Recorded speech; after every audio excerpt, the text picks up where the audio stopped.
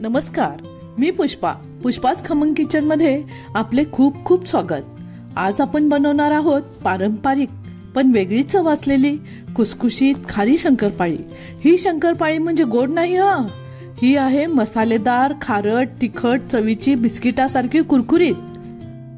सकाळच्या चहा सोबत, दुपारी भूक लागली की किंवा प्रवासात एकदम परफेक्ट स्नॅक। सुरुवात करूया खमंग खारी शंकरपाळीच्या रेसिपीला। यासाठी लागणाऱ्या साहित्याची यादी सोबत दिली आहे, ती डिस्क्रिप्शन बॉक्स मध्ये सुद्धा पाहायला मिळेल। आता इथे मी 1 किलो मैदा घेतलेला आहे, चवीपुरतं मीठ, 4 चमचे तेल, 2 चमचे ओवा घेतला, 4 चमचे कसुरी मेथी घेतला, 2 चमचे जिरे घेतले आणि 2 चमचे बारीक मिऱ्याची पूड घेतली आणि 140 ग्रॅम तूप घेतले। प्रथम एका भांड्यामध्ये तूप गरम करायला गॅसवर ठेवूया। दरम्यान परातीतील मैद्यामध्ये काळे तीळ, जिरे, ओवा, मिरपूड,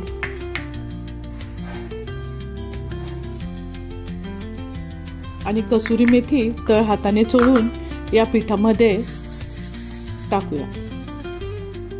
चवीसाठी मीठ टाकायचे आहे। आता कडकडीत तापलेले तूप यामध्ये घालायचे आहे आणि चांगले मिक्स करून घ्यायचे आहे। आणि या पिठाची अशी मूठ वळली पाहिजे।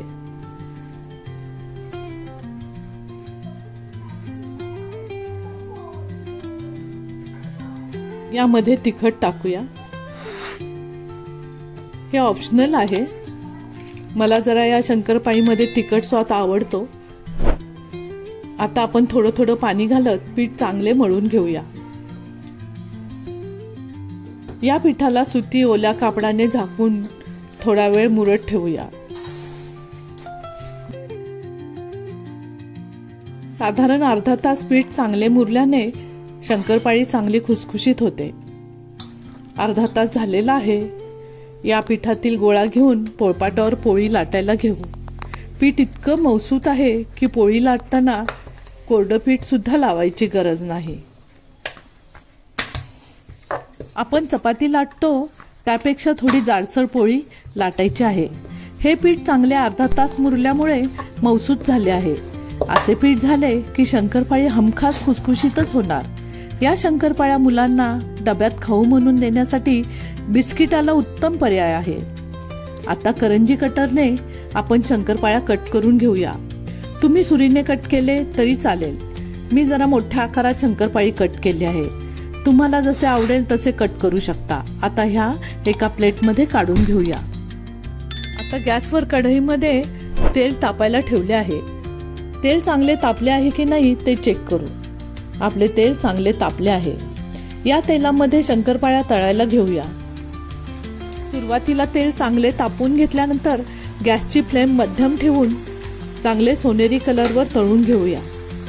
खूप मोठ्या आचेवर तळल्या तर त्या वरवर तळल्या जातील व आतून कच्च्या राहतील, म्हणून त्या मध्यम आचेवर तळायच्या, म्हणजे त्या आतूनही छान खमंग आणि कुरकुरीत होतील। या आणि अशा पारंपरिक सणासुदीच्या घरगुती साध्या सोप्या रेसिपीज पाहण्यासाठी पुष्पाच खमंग किचनला लाईक करा, सबस्क्राईब करा आणि शेअर करा आणि बेल आयकॉन दाबायला विसरू नका। घरभर मसाल्याचा आणि तुपाचा खमंग सुवास पसरलेला आहे। आता खरंच तोंडाला पाणी सुटलं ना? बघा, या बिस्किटासारख्या खुसखुशीत आणि कुरकुरीत दिसतात ना? बघा, आता आपल्या या तळलेल्या शंकरपाळींना परफेक्ट सोनेरी रंग आलेला आहे। तयार झाली आपली खारी शंकरपाळी। आता पुढील सर्व शंकरपाळ्या अशा पद्धतीने करून घेऊया। कशी वाटली आजची ही खुसखुशीत खारी शंकरपाळीची रेसिपी? जर आवडली असेल तर व्हिडिओला लाईक, शेअर आणि सबस्क्राईब नक्की करा। पुढच्या व्हिडिओमध्ये भेटू पारंपरिक रेसिपी सोबत। धन्यवाद।